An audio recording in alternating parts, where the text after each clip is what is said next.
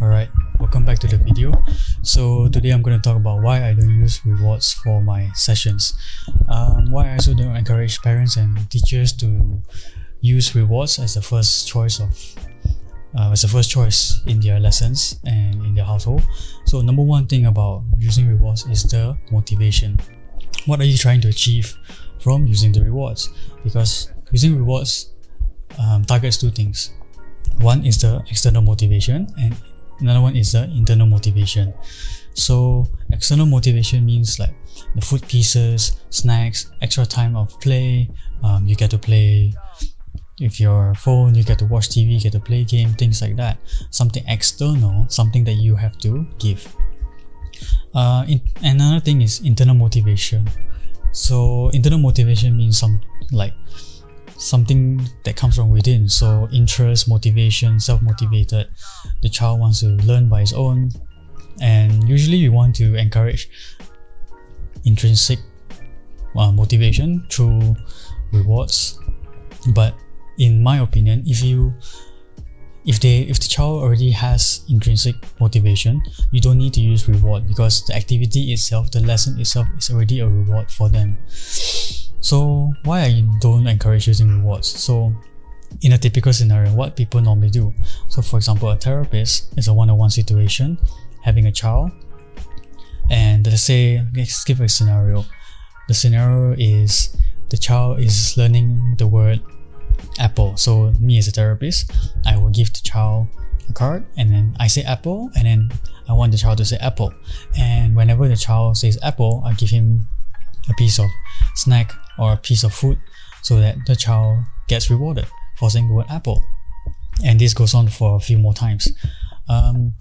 What I see the problem with this right here is that when you do this, what happens when you want to go for the next card, or when you want to progress next from then on? What this essentially means to the child is, I get rewarded for speaking, and if I don't get rewarded, I don't want to speak.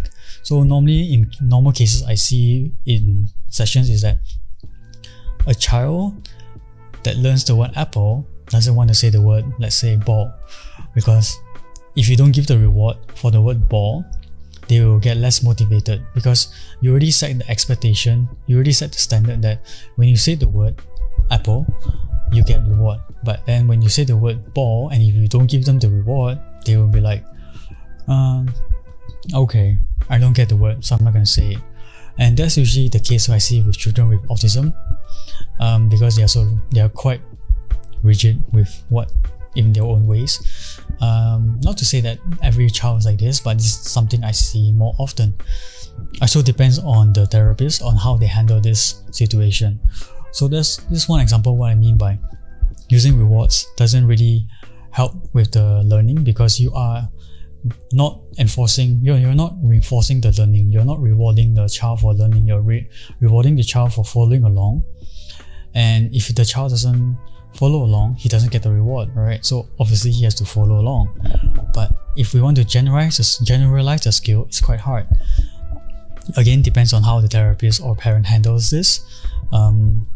Usually in most cases, if you give reward for a certain task, you need to give reward for the next task and the next task.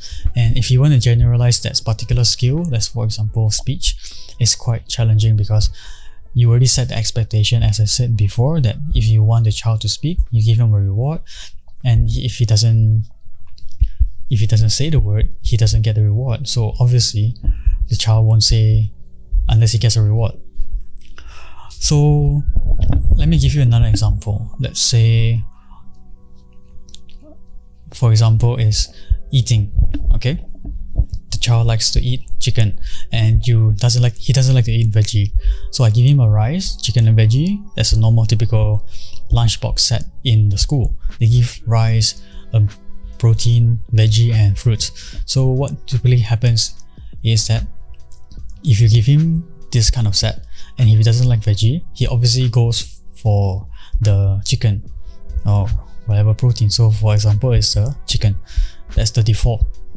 Okay, so if I give him veggie, of course what happens? Cries, whines, and all these things that come out.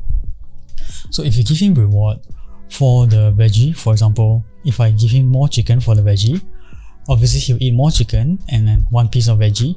And then what happens is that if you want him to eat more veggie, you have to give him more chicken. You see? So in my case, what I normally do is, if he wants to eat the chicken, he has to eat the veggie with the chicken. So I pair it. So that's one method, pairing the reward with the task. So another thing that I usually do is, okay, you're given a certain amount of chicken, you're given a certain amount of veggie, you have to finish this first, and I give him a timer. You have to finish this first, and then you can do whatever else you want, because that's what you need to do. And what we find out from 1 month of training with this is that he reaches for the veggie automatically and eats with the chicken. See, I don't give the reward, I pair the reward. I don't give the reward willy-nilly. I use it for a purpose that pairs it with the task, which is, in this example, is the veggie. So one thing I want to say is, one thing that normally people get it wrong is how firm they are with their decision making with the reward. Because in the moment, it's quite easy to just lose track of what you promised to the child. So it's easy for parents, easy for therapists to just give more or give less. In most cases, it gives more, because the therapist or parent want to get the child to do something. Okay, so in that case, what usually happens is that the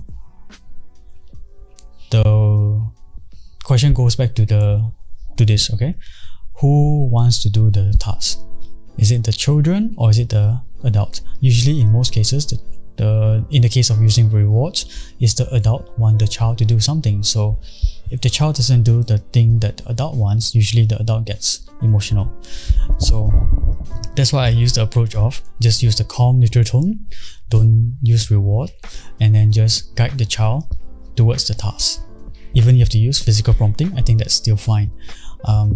I rarely use rewards in my sessions. I rarely use rewards with I ask my clients to rarely use rewards, because I think that it's easy to overgive the rewards and upset the balance between the power of the adult and the child. Because the child with autism, usually they tend to want to get more, and usually the parents and therapists will give more.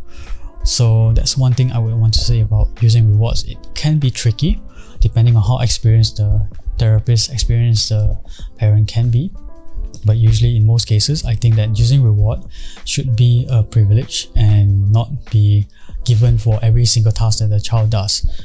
Okay, so next thing I want to say is that, how do you know that what to reward the child, or how do you know what to give to the child for them to do the task? So you can give them back to the example of the one-to-one therapy. Usually, therapists use reward to get the child to do the task. And the only time I encourage using reward is when the reward is used to motivate for the next task. What I mean is this: if I offer like a piece of food for the child, it's used for the next one, for the next task. So for example, apple, okay, he says apple, it takes a long time, this process obviously, but think of it as think of it as an investment. Okay, initially it takes a long time and eventually it gets easier. So apple, so the child might or might not say apple, then we might reset, keep saying apple, apple. Then if really cannot, then we physically prompt the child, apple. Okay, then we say go to the next one. Okay, ball, then we give. We will want to vary the rewards. Again, this depends on the child. I will have to see the child behavior and how he or she reacts to the reward and how he or she reacts to the therapy. But usually, in most of my therapy, I never use rewards because I solely try to aim for the internal motivation. So instead of us giving them reward, I try to vary the task so that it's more interesting to the child.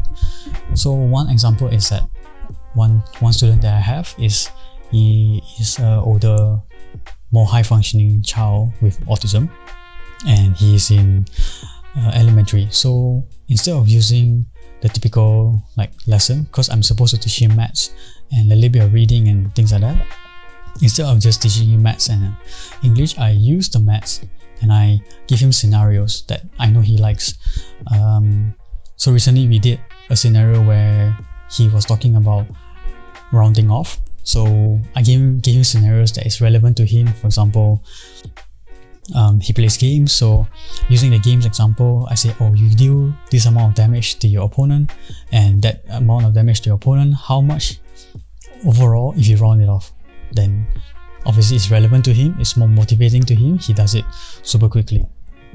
And on top of that, what I do at the end of every session is I do chess and coding with him, because he expressed that he wants it, so I put it into the sessions.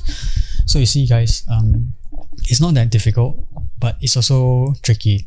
You just gotta know what the child wants and you just adapt to what the child is asking for it.